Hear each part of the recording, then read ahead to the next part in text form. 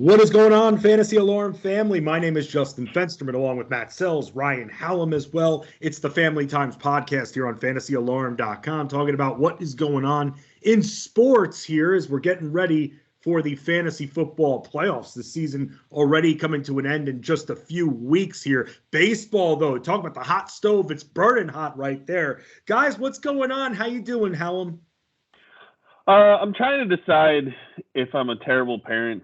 I'm supposed to have a band concert tonight, and my one kid is a little sick, so I kind of encouraged her to stay home, thinking maybe she would not be able to do the concert, so then I wouldn't have to go to the concert. Does she have a solo at all? No. And you know what? She's in high school now, so it's like a lot better than it was when it was in elementary school. That was just like torture, because all elementary school music teachers are going straight to heaven. But yeah, it's just late and it's going to rain tonight, and I don't really feel like I love seeing my kids do stuff. I don't care about watching other people's kids do stuff. And so they're on for like 25 minutes and the concert is 2 hours. So that's where my head is right now. Can't you just get to, I guess you can't get to the concert late, right? Yeah, I think she's like the second group, so I'll show up like 15, 20 minutes late. But you have to stay to the end because you have to see them like, oh, you did so good, and then you can leave. So, Sells, what's going on with you, man? Luckily, I don't have that particular problem just yet. My kids aren't old enough to be in band. My eldest can be in strings next year for fourth grade. Enjoy.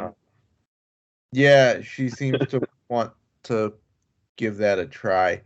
And her pops lasted all of 2 years playing the violin in elementary school. So we'll see how that goes and just how much I can put up with in the house here. No, I mean, just churning out baseball articles already. We got free agency has been going. I've been writing how some of these big free agent signings will affect fantasy baseball values and teams in real life. And we got me and Colby Conway have the free agent tracker going. So, basically full board baseball at this point with the winter meetings happening this week. So it's kind of nuts. I got to keep focused on fantasy football because I'm bearing down on our buddy Drew Phelps for the number 1 seed in that league. Please God, I hope he loses this week and then I win and then I overtake him because not only am I higher in points, I also beat him head to head. So I have the tiebreaker. So I'm split between football and baseball at the moment. What do you guys think? Oh, I'm sorry, Hal, go. I was going to say also, reminder that Matt is not related to Drew by blood. No, by marriage. It was right. I'm glad we had to just put that out there. Always important to keep that out there. Yes. Absolutely. I am not responsible for his behavior or tweets. So on that note, the Mets, they make a wrong move not retaining DeGrom for the 5-year deal, or you think that they made the right move still getting Verlander on this crazy 2-year deal with the vesting 3rd year as well? So I will say this. I've said for a couple of months that I thought Verlander was going to get a very similar deal to Scherzer, to what Scherzer got last year. And if you look at it, while it's not the full 3 years that Scherzer got, it could be a 3-year deal for basically the same amount of money. So it's basically the same deal. I don't know. I just don't think that I think DeGrom was tired of the Mets. I really do. I don't think he ever felt that they could keep him healthy. I think he was tired of no run support, because if you look up the amount of wins that guy has with 0 or 1 run allowed, it's minimal. And I think he was frankly tired of paying taxes, because that's why he went to Texas, a state with no state income tax. So, it's an interesting move from DeGrom's part, because the Rangers aren't really there yet. They have some intriguing guys coming, but they're not there yet.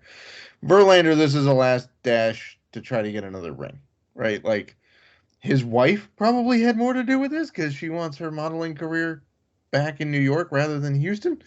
But in terms of baseball, I think it's okay. I think, look, if Verlander stays healthy, there's no doubt that it's going to be a very good 1-2. The question marks are after that.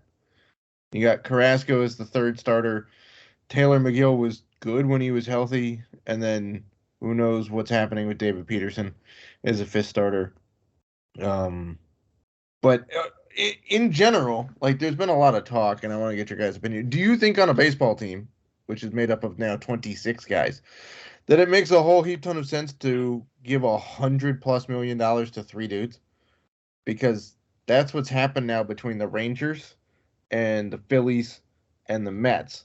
There's at least $101 million being paid to three guys on each of those teams combined, whereas the Braves have like 7 dudes for $120 million. Like, I'll say at least on the Mets, when your owner is a billionaire with a B, I guess it doesn't really matter so much. They're all billionaires, though. How much he's willing to put out? Yeah, I think he's probably, at least I don't know the status. He's the richest owner in the history of sport. He seems to be on a different level. Back to DeGrom for a minute. I'm gonna do you, man. I'm gonna be like devil's advocate a little bit. So if he's tired of no run support, he went from a team on the rise, getting more runs, to Texas, who now doesn't score any runs. So he just went backwards. They scored 70 fewer runs than the Mets last year. They're not that great of an offense. So if he was tired of run support, he made the wrong choice. Income tax, I can't argue with you. That's a huge deal, obviously.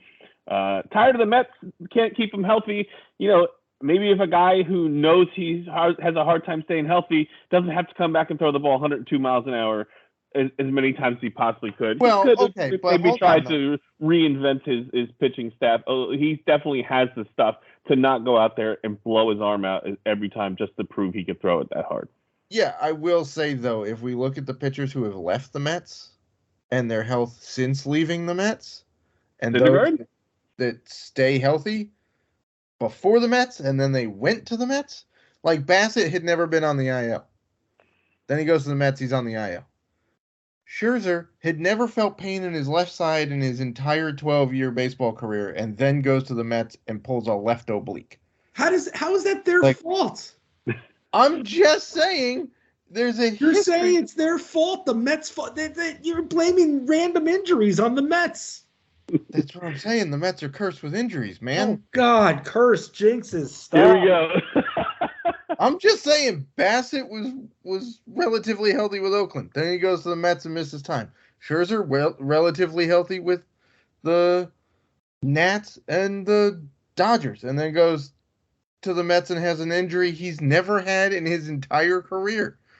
Zach Wheeler has been healthy with the Phillies. He wasn't with the Mets. Syndergaard stayed healthy for a year. Wasn't with the Mets. Like, I'm just saying there's a pattern that's been developing for 7 years and you can't ignore it.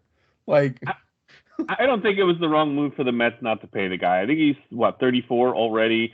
Give him 5 years, goes to he's 39, and you know he can't stay healthy. I know he's amazing, but he's proven every year he gets hurt.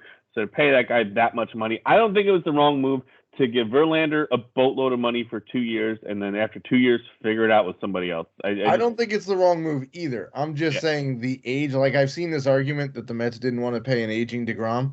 You just signed a dude going into his age 40 season, $43 million. Yeah, but 3 less years, so it's a smaller. Yes, but he's 5 years older. Yeah, he's got a lot more mileage on that arm. He does. Because keep in mind, DeGrom didn't come up pitching. He played shortstop in college. But Verlander doesn't have the injury history that DeGrom had. No, I mean, but he did have those. He did have that year or two where he just sucked and then all of a sudden got great again, which is always a weird. Yeah, he pitched. Verlander before 2020 had pitched 6 innings in the last 2 years because he got injured in 2020 and then, had Tommy John and missed all of 2021 and then came back and was ridiculous. But, yeah. And by the way, those of you that expect Verlander or DeGrom to just be okay, I would caution you. I wrote this in my piece. 4 of the 5 AL West parks last year ranked in the top 14 in park factor for home run and runs. Okay, including 2 in the top 5. Angel Stadium and Houston were both in the top 5 in terms of most runs and most home runs. None of the NL East parks are that high. It's a much more pitcher neutral division in the NL East than it is in the AL West. So keep that in mind with DeGrom. I don't care about the spending. If the owners will spend. No salary cap. If the MLB should start to have concern with the Steve Cohens of the world, at least put the threat in of a salary cap so they can luxury tax the hell out of it. What? There's the luxury tax for that reason, and they raised it because of Steve Cohen. Right, and that's what they're going to have to do. Well, no, what they need to do is put a salary floor in. I don't want to stop people from spending money that they want to spend. I want to encourage people or force people to spend, like the flipping Pirates. Like, that guy gets an insane amount of luxury tax money every year from teams like the Yankees and the Red Sox and the Dodgers and now the Mets.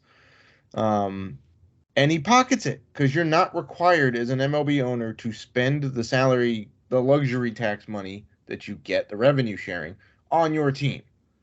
The teams are required to give it to you, but you're not required to do anything with it except pocket show receipt of the money. Okay, now they're talking about trading Brian Reynolds. That's your only good dude.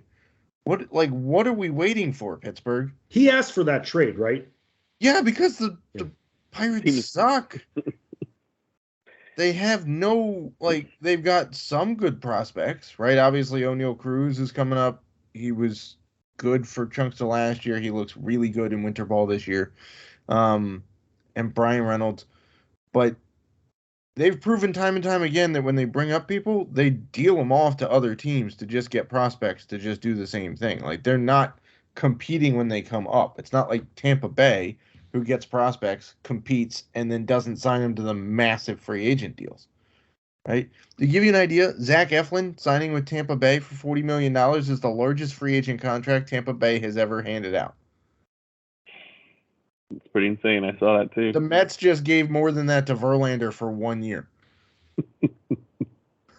You're 100% right. There needs to be a floor. That's what MLB needs more than anything. Is you should have to spend this luxury tax back on the team. It's ridiculous that that's not a thing, and that's why. And the owner is never going to sell because he's just making money hand over fist, putting a terrible product out there, and making a ton of money. Yeah, and by the way, those of you that argue for salary caps because they work and force parity in other leagues, they actually don't. Since I was born, which is 1986, baseball has had more different championship winners than any other of the other three major sports. Because if there's a salary cap and you're on a good team, you will take less money to stay with a good team than to go get an insane amount of money somewhere else. Look at what Tom Brady did for years in New England. Unless your name is Aaron Rodgers. Unless your name is Aaron Rodgers, right? But Breeze took less money to stay with the Saints and compete. Brady, for years, took way less money in New England because he knew that they were going to have a chance to compete. LeBron took some less money in the Miami days in the 2010s. Right. So, these teams, these guys that know that they're in a good situation will take less money to win because winning is all that matters to these guys, unless, of course, you're Aaron Rodgers. And so, thus, you get these runs in the NBA and NFL and even NHL. But, yeah, baseball has the most different winners since 1986 of any of the four major sports.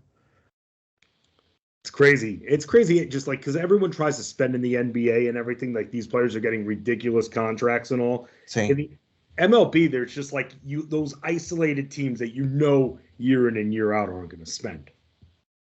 Yeah, I mean, but they should be forced to. If you're going to own a team, you should be forced to spend the money on.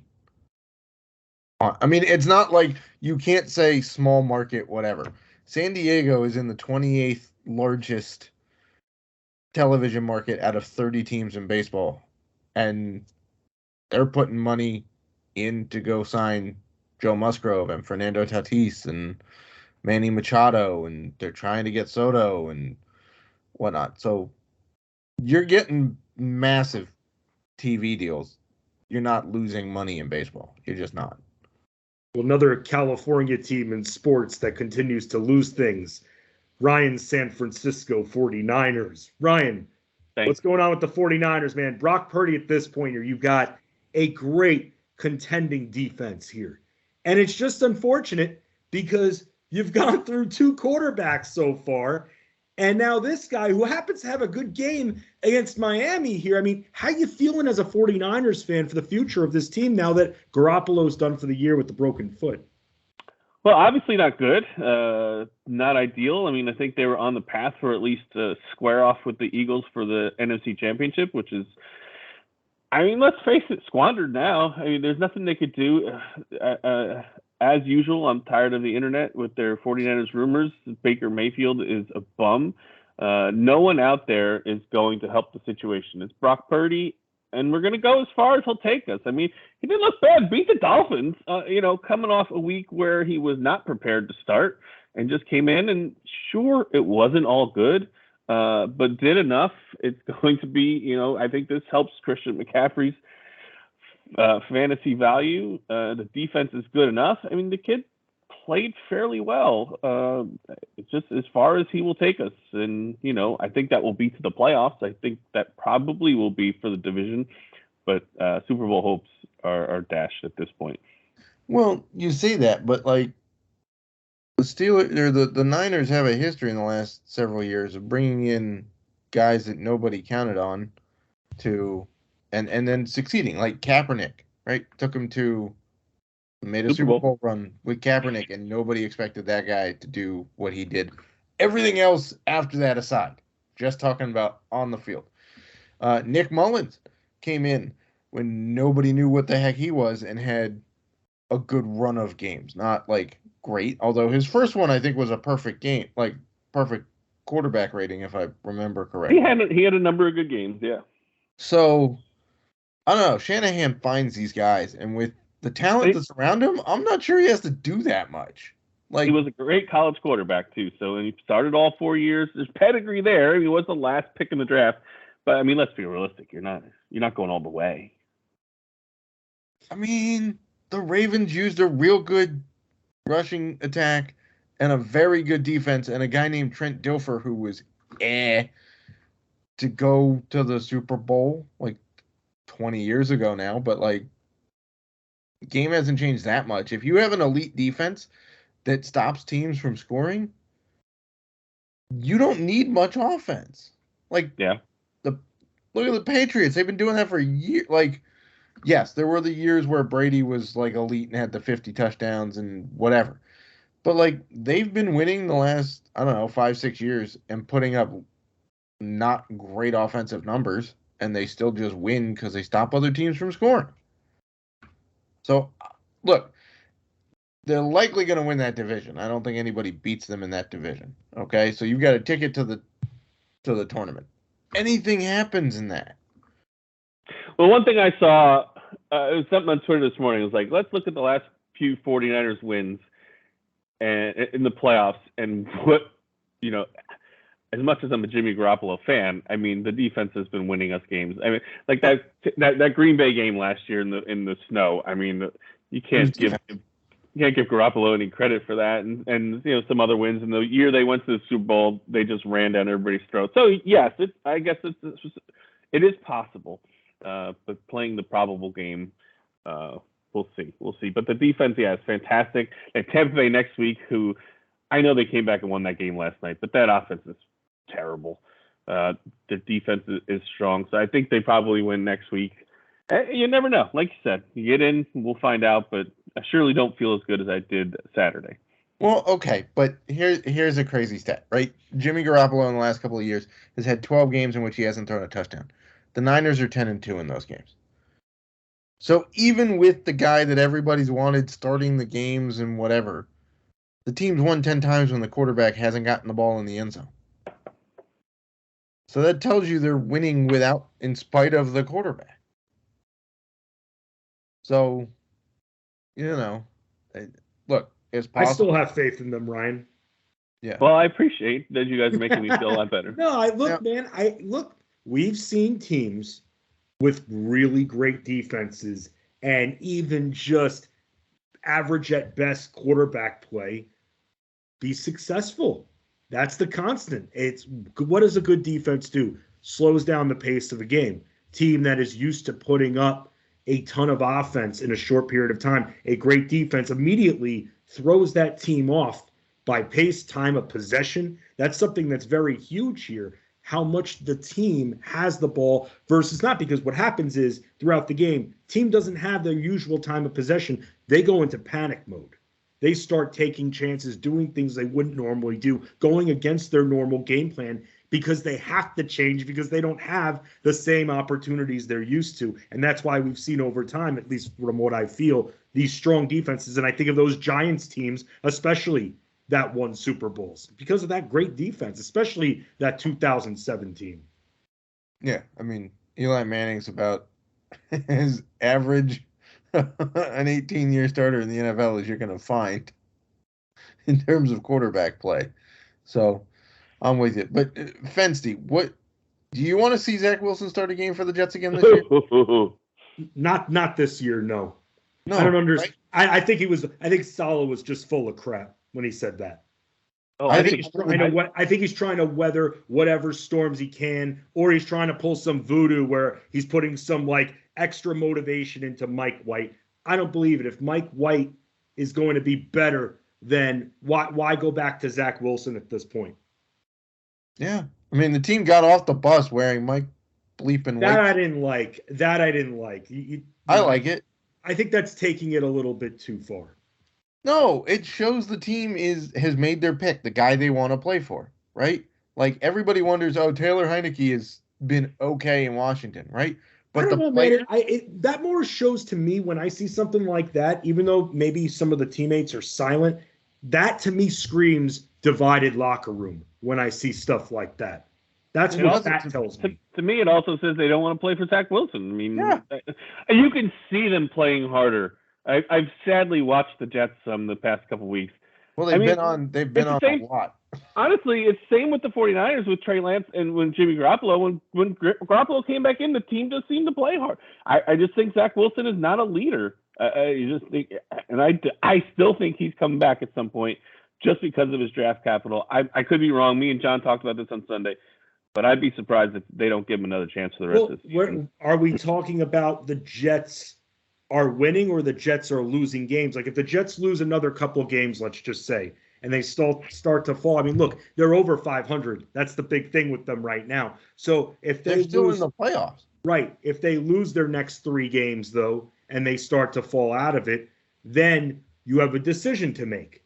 But I just, if you're still competing for playoffs, this team hasn't made the playoffs since 2010. Okay, the longest drought of any NFL team. You go with what's working. And if that's Mike White, you go with Mike White. I agree with you. I'm just saying that's what I think they're going to do. I don't think Zach Wilson should never see the field again for them ever. But for some reason, I just feel like I'd hold an open competition in training camp. I wouldn't. He's looked terrible. Look, his entire Mike career. White started, 4 games last year? Yes. Zach Wilson was injured, and in 3 of those, he was very good. One of them was just an abomination against a very good defense, right? And he plays this week. Who he plays this week, who people like to point out, oh, Zach Wilson, okay. But A, it was an injured Josh Allen. B, the defense. Josh Allen didn't get hurt until the end of that game. Okay, he played the worst possible game he could have played. He played the worst possible game. The Jets defense harassed the crap out of Josh Allen the entire day. He looked human for the first time all season. And Zach Wilson only had to put up 2 scoring drives.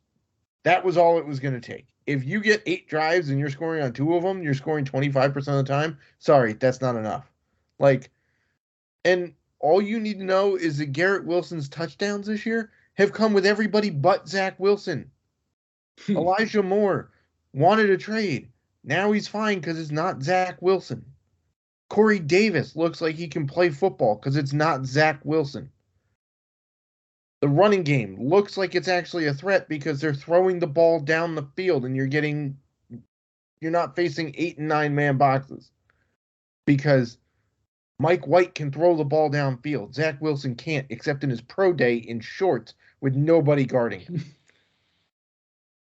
I'm with Mike White. Okay, I'm just saying for next year. No, you don't have. You give it to Mike White. I'm sorry, Zach Wilson, done. But This so, is why let me ask you, so GMs. you're a kind of a Jets fan. So I am a Jets fan. you're kind of a Jets fan. So were you more of a Zach Wilson guy before he made those post-game presser comments, essentially absolving him of any of the blame? No, not really. Like, the guy hasn't shown me anything in a year and a half. All he's shown me he was hurt a bit last year too. He was, but he also got hurt to start this year. So now we've got a guy who in 2 years has been hurt twice. So he's fragile. Right? He doesn't like to take responsibility for things. He hasn't been a leader. Like, he just assumes. This is okay. For all of those wondering what happened to CEH, this is a perfect example, right? This is like the CEH Isaiah Pacheco scenario in Kansas City is exactly the same as Mike White and Zach Wilson. CEH has all of the talent in the world, but he thinks he earned it by being picked in the first round. Doesn't have to show anything. Can just coast and not do anything because I'm a first round pick and I earned it. Isaiah Pacheco has probably the same amount of skill. Was picked in the 7th round. He's got a chip on his shoulder. He shows up, runs hard, produces. That's why he's on the field. Zach Wilson thinks he earned it by being a number 2 overall pick for a team that scouted horribly and took a guy based off of a pro day that by all accounts was good, but he made that one spectacular throw, right? But didn't do really any. If he was that good in college, why did BYU suck with Zach Wilson? Like, it's that simple. Like, why are we giving these guys chances when they prove they don't have it? Right. Like, the best thing you can do for your organization as a GM and a coach is identify when a guy doesn't have it and go away from him. The problem that teams have is they keep trying to give these first-round quarterbacks 5 years to prove it. Why? All you did was set yourself back 3 years. You know who I think when you say that, you know who the first name that comes to my mind is? Josh Freeman. Oh. Remember Josh Freeman? Wait, what were you saying, Ryan? I think Daniel Jones because he's actually doing decent this year. But Josh Freeman. I believe Josh Freeman was an 11th overall pick. Yeah, he was at a K-State, my alma mater. And he I watched him play in person in college. We were watching QB competitions in Tampa between him and Josh Johnson. Yeah. That's for a bit. Like, you're right. And look, again, if Mike White is getting them in that end zone, then that's what counts at the end of the day here. They look like they have offensive weapons with Mike White, and Zach Wilson would rather sit there and throw negative 3-yard dump offs to everybody in their mouth. Like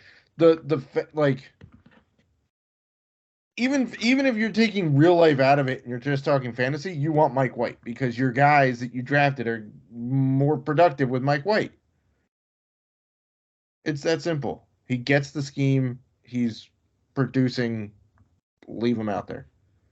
Hey, man, I'm sure I could speak for all Jet fans here. You gotta get into the postseason this year. You just have to. It's for the Jets. It's like watching for Sally's Comet or something like that. Well, like every 70 years. I would consider this to be 1 year ahead of schedule if the Jets made it this year. I would love to see it. Don't get me wrong. It would be fantastic. But I would consider this to be ahead of schedule based off. Sure. If you looked at the wins coming into the year, right? Rich Eisen is a massive Jets fan on national sports radio, right? Before the year, he was optimistic and had the Jets winning 7 games total and finishing 7-9. They're already there and they're playing. Look, Detroit's tough. The Bills are tough.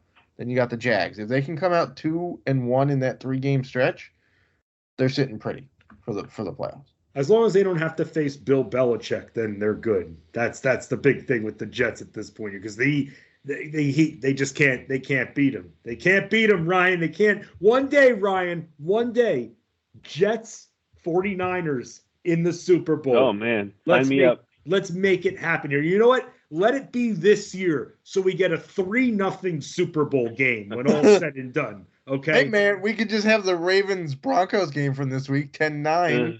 Oh no, abomination. Don't put that evil on us right there, Sells. No I want to more see of Denver that. play anymore this year. Let's Well, go they to the got family flexed table. out, so Yeah, let's go to the family table here, guys, because Ryan, I'm going to use my family table to bring a question to you. Okay. What's it going to take for George Kittle to get targets on any kind of consistency, man? Because here's the deal. You can't trust really anybody at this tight end position, but he's certainly somebody that you drafted to trust, and he's just not getting thrown to.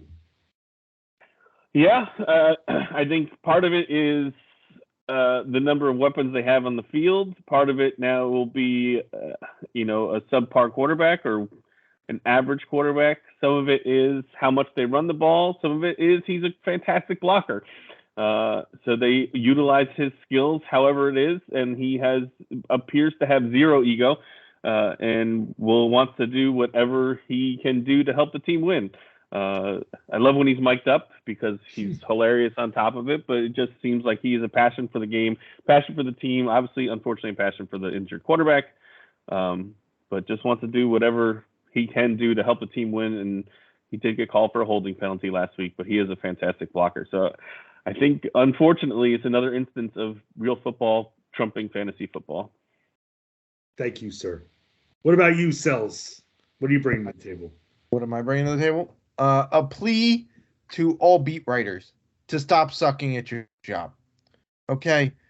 Yes. And I'm speaking right now specifically to Nats beat writers who don't want to do anything but go back and talk about revisionist history and what ifs and, 2019 was awesome and now the team is gutted. Okay. What are we going to do? Like, there's nothing to do about it. Yes. Does Trea Turner signing with the Phillies stink?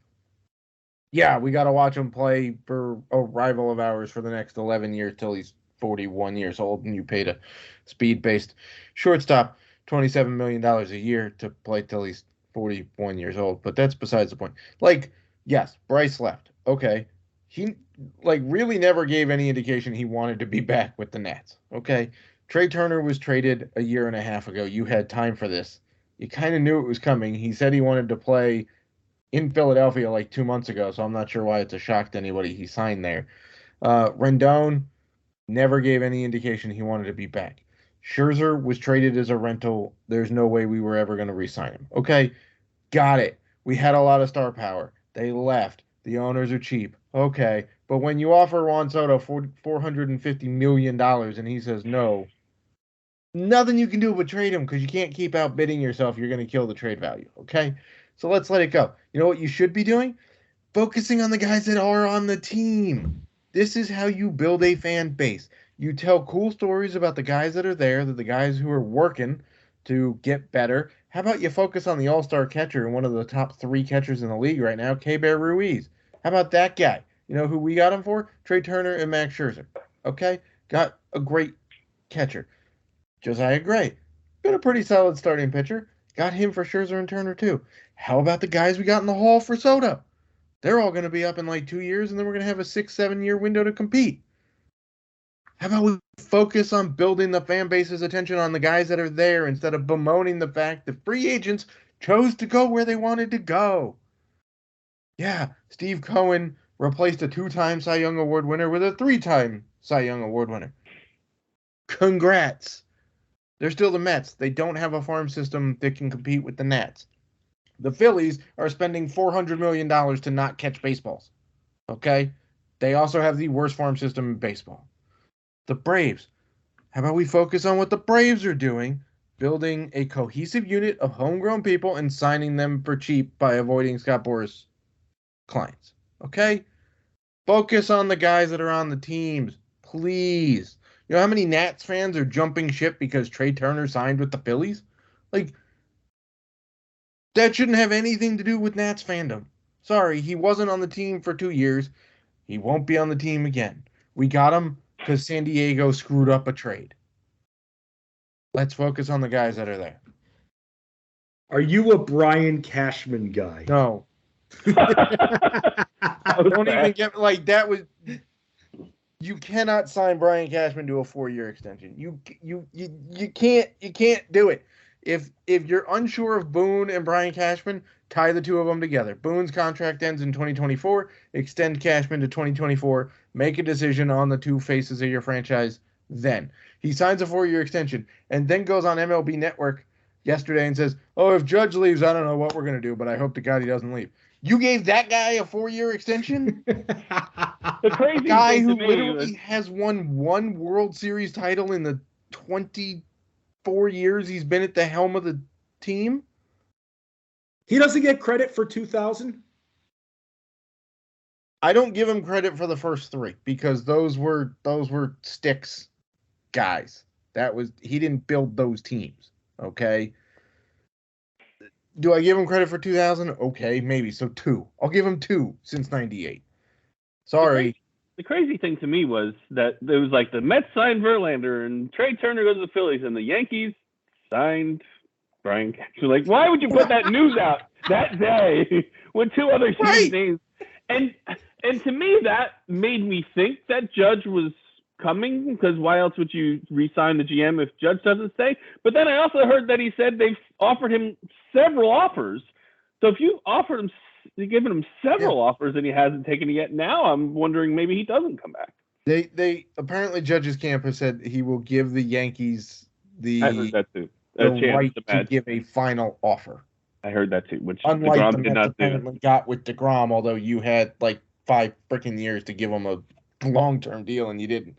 But yeah, sign Cashman to a year-by-year basis. It's not like college coaching where you have to have the security to recruit guys or they're not going to come. Free agents don't care unless they got their money. They don't care who the GM is. If they're under contract, they're not leaving because a GM left. They may try to weasel their way out because a manager left. But, why are you signing Brian Cashman, a guy who has been so woefully unprepared to build a roster in the last decade, a 4-year extension? Oh, my God. That's a disaster of a move. It's so bad. While Sells continues to freak out, Ryan, what are you bringing to the family table? All right, I'm woefully ill-prepared, as often for the family table. So this is going to be probably not great since it's 3 weeks to Christmas and I do podcasts with 2 Jewish people. But I want to get your guys' opinion still. I saw a tweet today: "Is Die Hard a Christmas movie?" Go. Yes. I'll say yes too. I've seen Die Hard at a Christmas party. Right. It happens at a Christmas party. Even though it was released in July, I don't give a shit. The plot line of the movie is based on Christmas. It's snowing the whole time. It's a Christmas movie. Nice. I didn't know if we'd get full agreement. I like it. When people say what's a Christmas movie, they're it has to have Christmas Carol. I know It's a Wonderful Life. I don't think the Santa Claus has any Christmas caroling in it, and that's a Christmas movie. So because based on Santa. What's that? Because it's based on Santa? Yes, but also Christmas is a big central point, just like in Die Hard. Yeah, doesn't he say Merry Christmas in it? I believe so. I think there's an F in the middle of it, but I believe there's some Merry Christmas in there. Bingo. Yeah, I thought for a second you were quoting Home Alone. Merry Christmas, you filthy animal. No, but that is also a Christmas movie. That is definitely a Christmas movie. Yes. It's funny. You remember those Talk Boys that came out where you could record and then you play it and you run away and you prank someone that's in their rooms. You guys remember that? It was from Home Alone 2. It was a toy that came out or whatever. Yes. I actually did what I always say is my first radio show at 6 years old on one of those things. I still have the tape somewhere at home. And I just remembered, you know what the title of the first radio show was? Again, I was 6 years old. Meatballs and Duty Sauce. That's outstanding. That was my first show ever. And look where we're at now. He's going to make it an entire segment. Yes, that's why he's not listening to this. Give Matt Sells a follow at The Salesman on Twitter. Give Ryan Hallam a follow as well at Fighting Chance. Yours truly at Fence D Sports, a family that sticks together, wins together.